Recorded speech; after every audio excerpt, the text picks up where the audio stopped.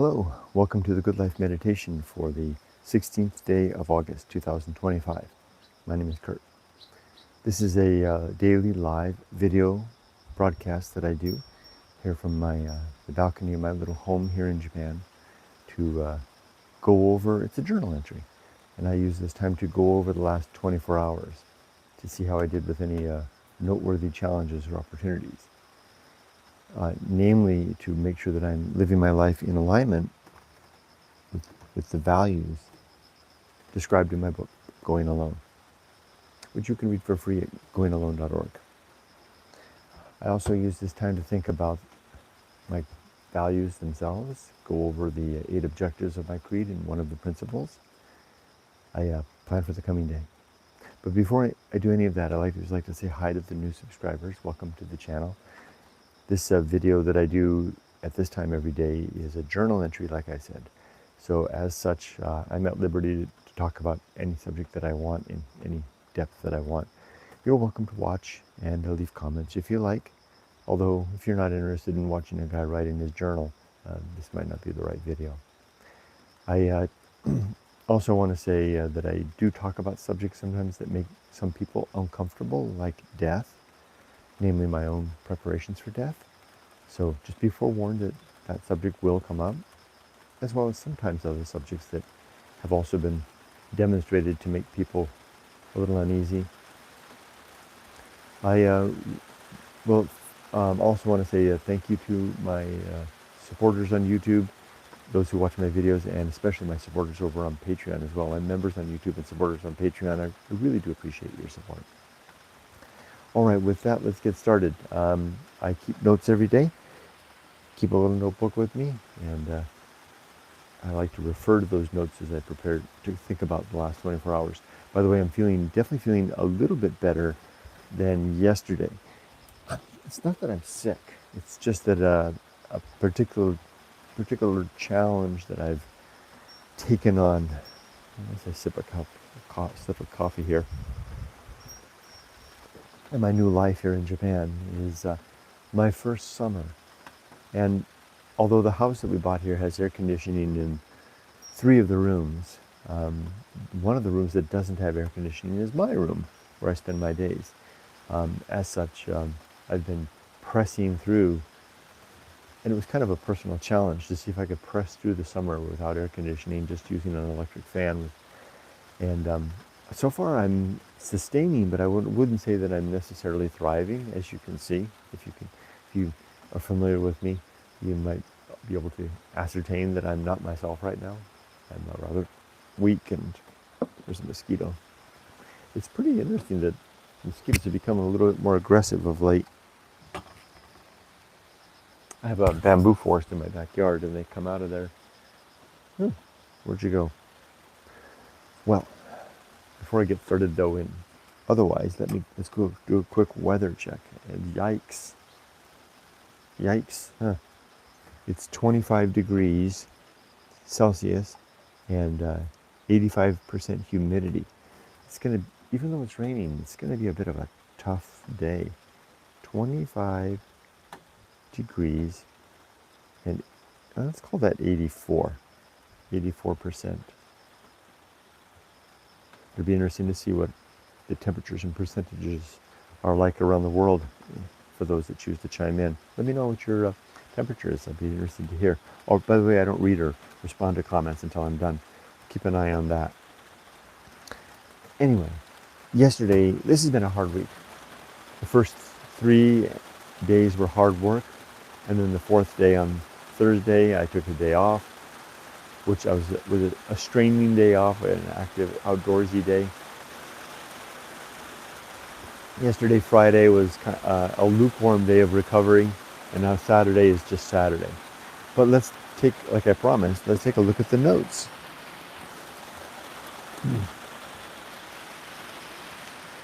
My notes from yesterday, from the last 24 hours, I actually have 3 notes here. It says, I think it's interesting to read all 3 of them together. It says rest, kind of. Rest and then a hyphen, kind of. Relaxation, kind of. And then a note here that says, "Heat kicked my butt," and then something in parentheses that I can't read. Relief on the horizon. So yesterday, I really tried to rest yesterday at my wife's behest. She asked me to take it easy, and I tried, but I don't like resting. I don't like sitting down. I don't like watching TV. I don't like not being actively engaged. So I did all of those things, again, largely on my wife's request. I rested and I had some relaxation, but it didn't help very much because I felt out of sorts. I felt like I had not utilized the hashtag good use of time, which is objective number 2 in my creed. And I'm allowed to view anything in life in any way that I like, especially now that I'm retired and I'm not beholden to anybody. And rest and relaxation, you can have it. I don't want it. Now, it is Saturday today, so yeah, what does that mean? I'm going to get up today and start work? Well, I don't know. I'm skipping ahead to the next 24 hours. Saturday, which is today, here in Japan, and then 2 question marks. What am I going to do with it?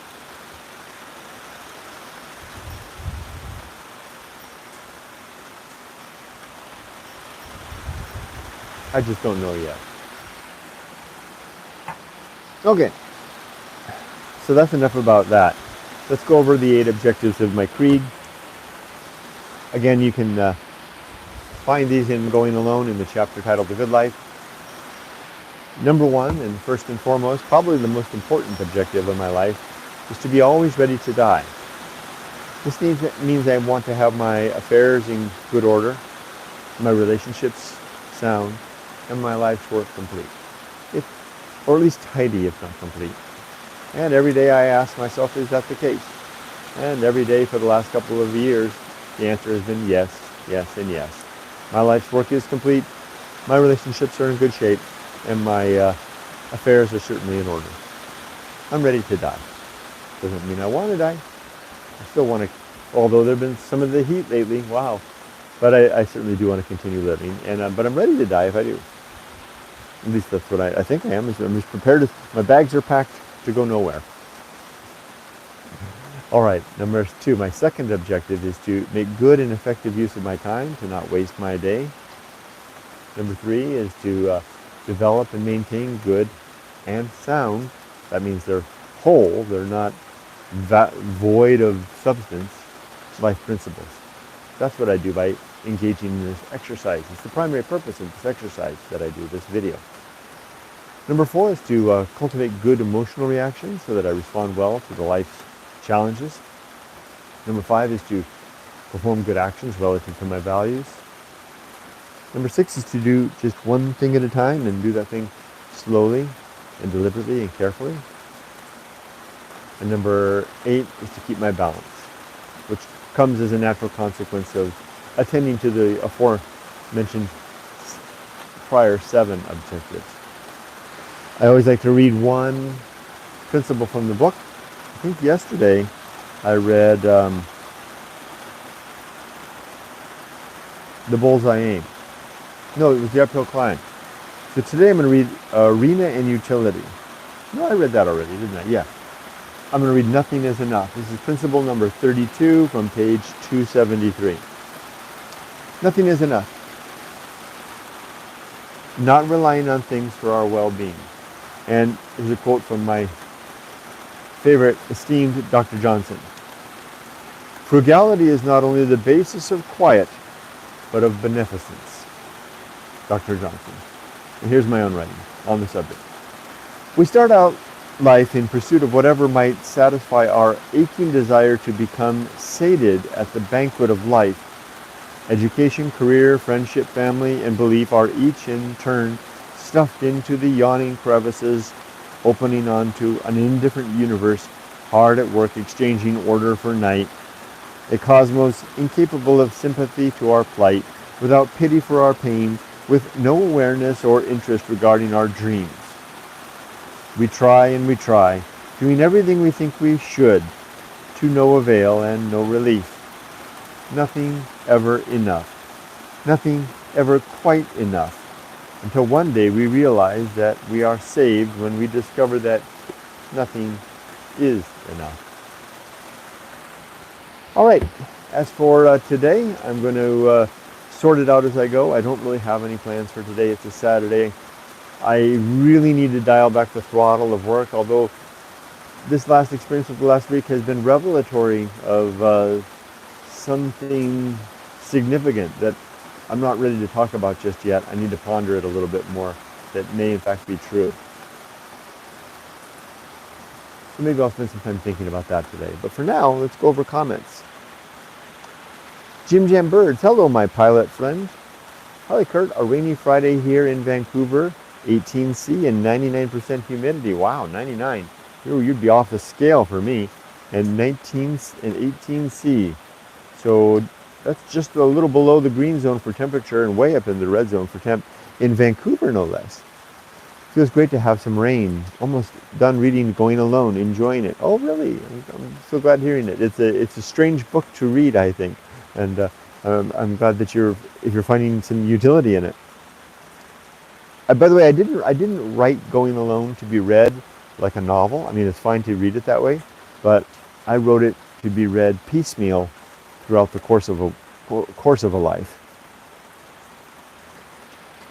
Tim says, hi Tim, good morning. Weather check here in the UK is 18.9 C. Wow, you and almost the same temperature with Vancouver, and 61% humidity, still hot and dry, no rain forecast for another week. Wow. Well, you wish I could send some of this your way, Tim. 18 C and 61. That's pretty nice. Wow. Tim says, similar to you, Kurt, I try and rest, but actually find it makes me feel ill or out of sorts, which is kind of unfortunate in some ways. It is nice to relax, but I find I pay for it. Yeah, now that you've said it, in a little bit of company here, resting can almost make me feel depressed. I was hesitant to say that before because it sounds like I'm living without gratitude for rest, right? I mean, but I don't feel good. Nothing makes me feel better than hard work at something that I enjoy, like my little business. I love it. So maybe I should, well, I can't really list in this weather, maybe I should work today. But it looks, the appearances, right? I mean, it looks like to my wife like that's like all I'm doing. And now I'm kind of segueing onto the topic that I hinted at, but I didn't mention, which is hiding from the reality of Japan, sequestering myself away into something that I'm good at and that I enjoy, namely my business, or namely YouTube, namely, what I used to do, hiking, because life here is a challenge. I have to ask myself, I did it before, am I doing it again? And the further interesting question to build upon that is, who cares? So what if I do that? That's the liberation of being retired and being 61, is I'm not beholden to anybody to do anything. Before, when I was living here, I guess I broached the subject, didn't I? Before, when I was living here, in my late 30s through most of the decade of my 40s, I was beholden to Japan to be a part of it because it provided the living and the sustenance to my family. I no longer need to rely on Japan for any of that, as I go into the year, I do pay my taxes, and I plan to participate here and pay my dues. So, but so it's not like I'm leeching off the system. So what if I spend my time doing stuff I like to do, which is hanging out in my little room, taking walks when I want to, working on my business, go out and do a radio exercise, when I want to.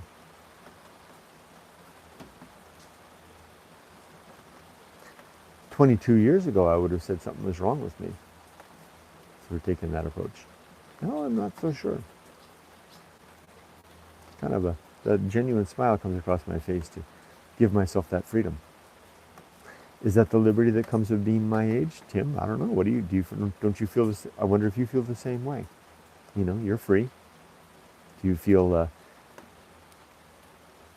Do you do the clawing because they can? Do the clawing pull of necessity of all of this around us, our circumstance? Do they pull at you the way they used to, or is it kind of a vain thing? I wrote in my blog post this morning that it feels like I'm coming back to Japan now. It feels like I feel like a pretty girl that's being attended by all these suitors with flowers, you know, which are all the things that I used to feel like I had to attend to. That I wasn't a good foreigner. I wasn't a good man if I wasn't doing all these things that I didn't necessarily enjoy in Japan, all the participatory stuff. And now I'm kind of like I feel like they're like sitting there with their flowers, and I'm like, yeah, I'm going taking the dog for a walk, and I'm just walking away. Get off my lawn. No, I went there anyway. I went ahead and talked about it. It's a new thought. I hadn't had that thought until this morning. Yeah, but thanks for Tim for adding. I always appreciate your chiming in, your hallelujahs, brother. About that, you rest feels the same way to you as it does to me. I'll rest when I'm dead, as the saying goes, right? There's Robert. Robert says hi to everybody. Tim says, I think that is the one thing in retirement I do struggle with is the relaxing part. Well, then to hell with it. Let's both lump it, right? I mean, screw that. If you don't want to, if you don't want to relax. I mean, I don't want to relax. I don't want to watch TV. I feel gross watching TV. I feel gross sitting down.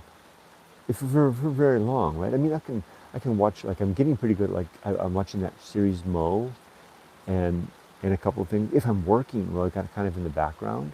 That's all right. But just to sit there and watch TV, hell with that. I'm not saying anybody else is bad if they do that. I've plenty of people. I kind of envy those that can just enjoy. I mean, I have friends that can just sit and watch a whole series, a whole TV series, like Breaking Bad, end to end over a weekend. I kind of wish I could do that. They look like they're having fun. I just don't seem to be capable of doing it. So why the hell? Why am I holding myself to their standard, to that standard? I mean, they're not imposing it on me, but why am I? Or play video games, right? I mean, people seem to really enjoy playing video games. I don't play video games. I have no interest in playing video games. I wish I could. It looks like fun. The hell with it, though. I don't want to do that. Tim says hi. Tim says hi to Robert.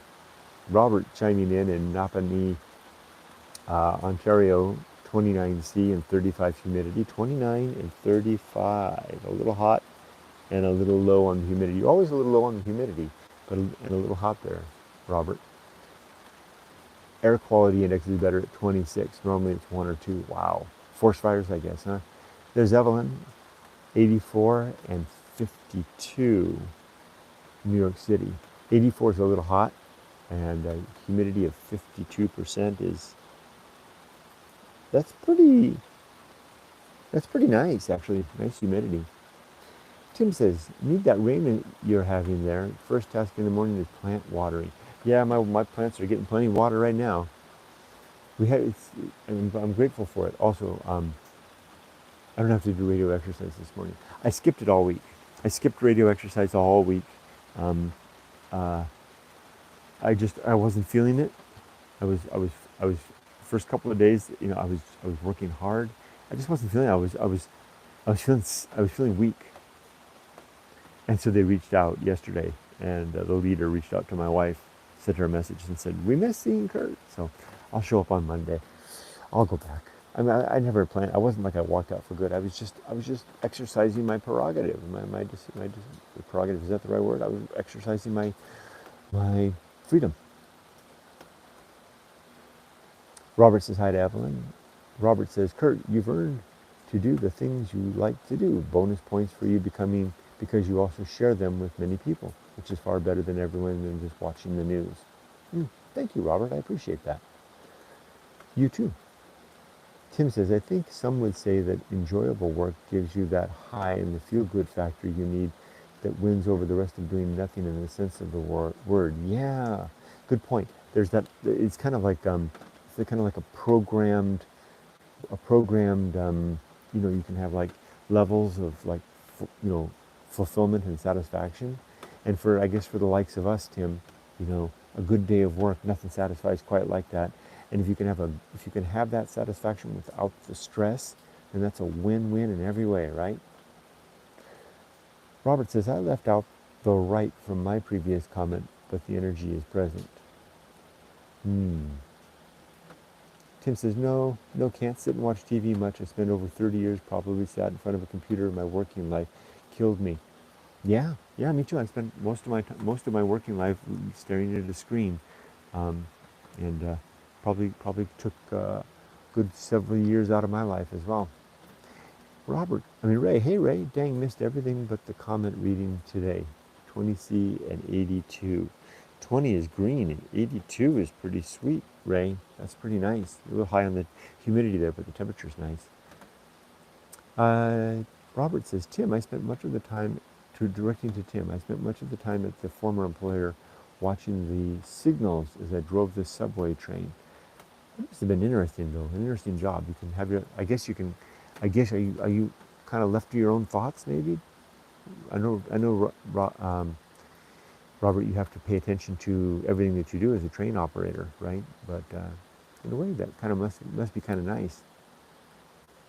Don't have the office gossip like in that TV series, The Office, right?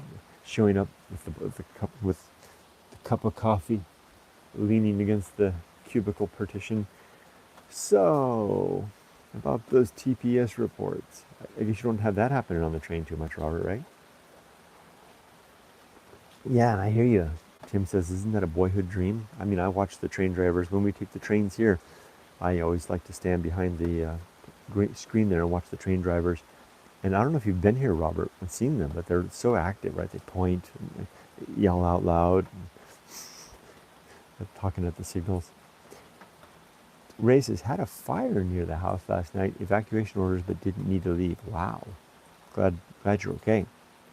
Hope everybody else is okay too. So I'm happy for the humidity now. I hear you.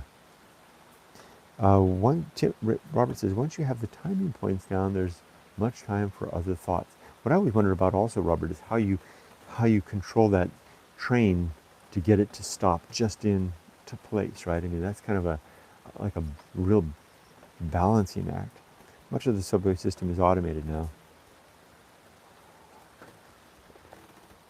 Like cars, huh? Seems like it's only a matter of time before we'll be telling our kids, back in the day I used to have to drive this thing around. And the trains, they had guys up front that ran everything. Handsome chaps with caps and badges and uniforms. Good-looking guys. I remember there was a guy named Robert used to run on the subways here in Ontario. Man, handsome man. Always seems to be thinking about something or other, that guy Robert. He retired one year and went away, and I guess he's been living his best life ever since. Yeah, those were the days. Train operators, driving your own damn cars. Heck, you had to go to a barista, and a barista would make coffee for you too. There weren't any robots for that either. My, how times have changed. The stopping is a skill, Robert says. It depends on which version train you're driving. It's a skill it looks like you can't get wrong, because I watched the train operators here in Japan on our little Shizutetsu line, and they'll take off from the station, and they're like holding the thing like chikunk, and it only goes forward and back, and then they pull it back, and it comes right up the door, lines up right up with the line, and they never get it wrong. I guess you practice that, and until you get it right? Evelyn says, the subways in New York City were a disaster. A 30-minute ride took 2 hours. I'm usually a fan of them, not for the faint of heart.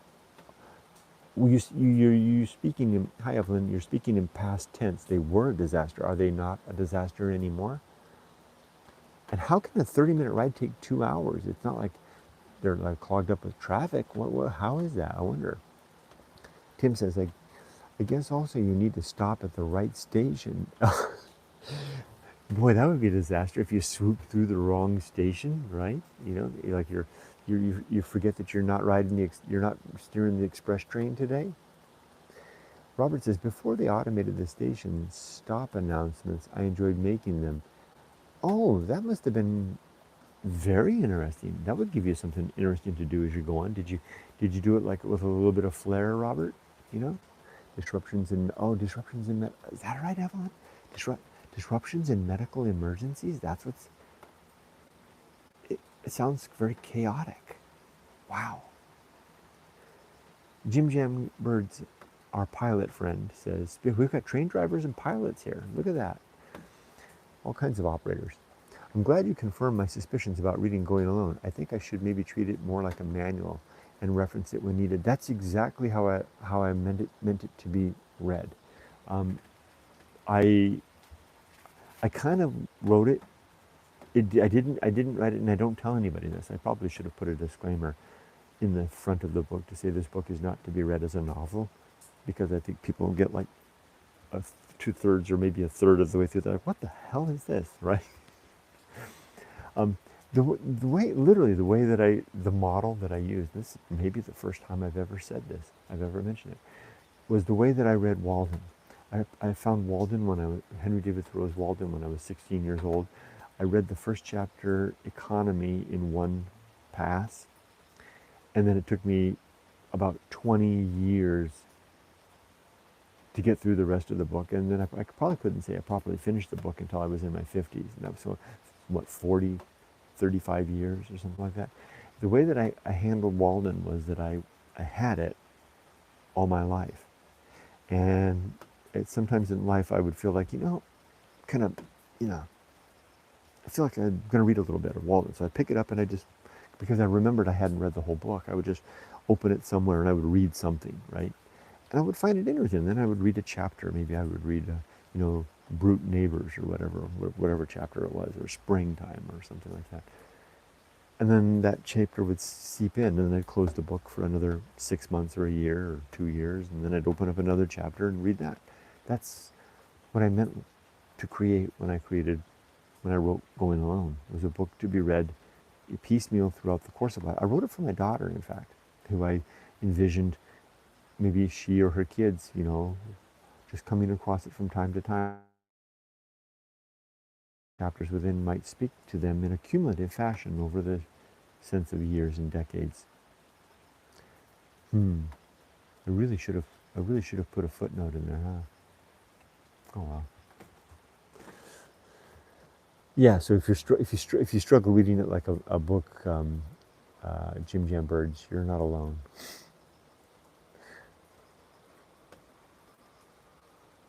Robert says, the flare level was at times extreme. There were always passengers had tears rolling down their faces from laughing. Really? That sounds interesting. From you being the interesting train conductor that you were. And still are, I guess.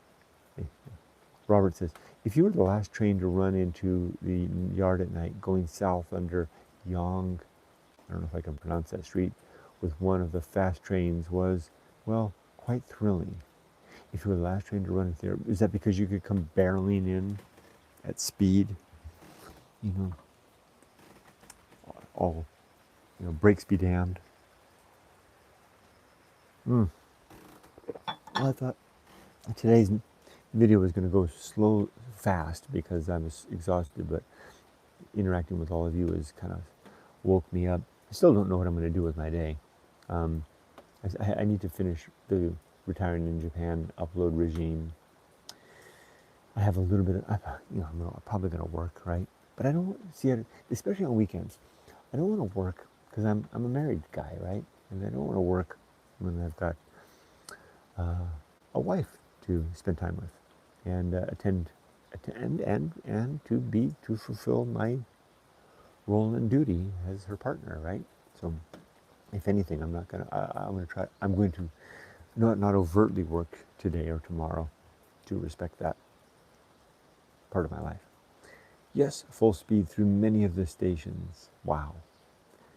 Jim Jembert says, I did enjoy the geographic details you provided, and that spurred many hours of clicking through Google Maps around Route 66.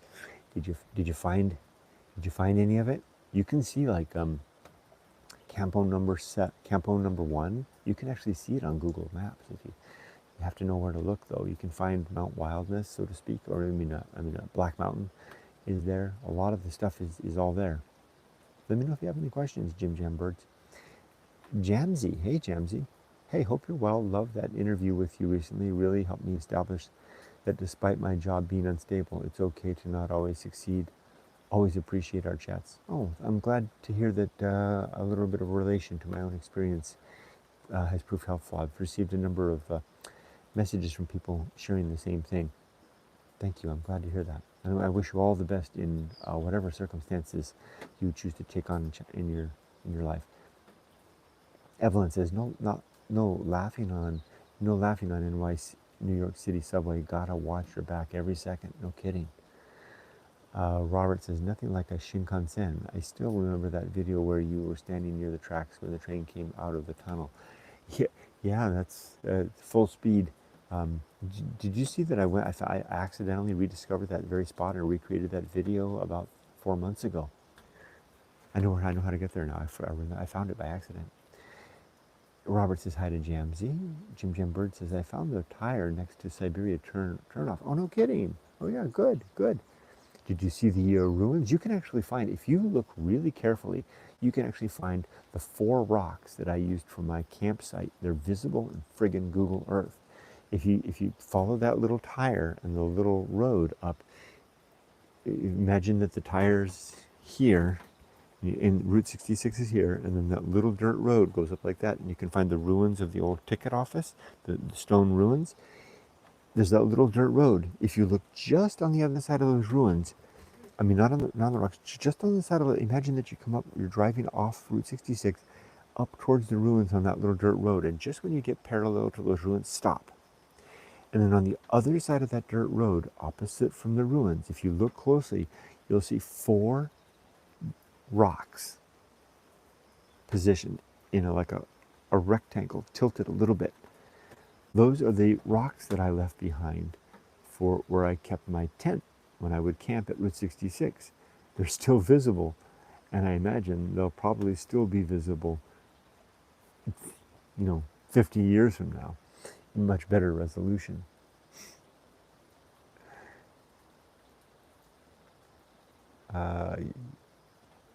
Yes, you found that. That is so cool. Evelyn says, they have to watch the videos of hiking with Parker. Yeah, I took Parker out there. He's the only human being that's been out there ever with me. My nephew. Tim says, the one thing I try and do now in retirement is to do something different at the weekends. Otherwise, I start to forget what day it is. Yeah, maybe Miko and I can go see a movie today. I'm going to suggest that. Maybe we'll do that. Challenge accepted. Okay, let me know if you find it, and if you find anything else. There's lots to see out there. There's a lot to see. Good luck, Jim Jam Birds. Tim says, I wear a watch with a day display so I know what day it is. True story. I lose track myself. That's Robert saying that to Tim. Tim says, I watched your day off vlog earlier. I love that long bridge you went over with Yumiko and Yoko over the river. Nice. Yeah, wasn't that nice? That was a long video, longest video I've uploaded in a long time.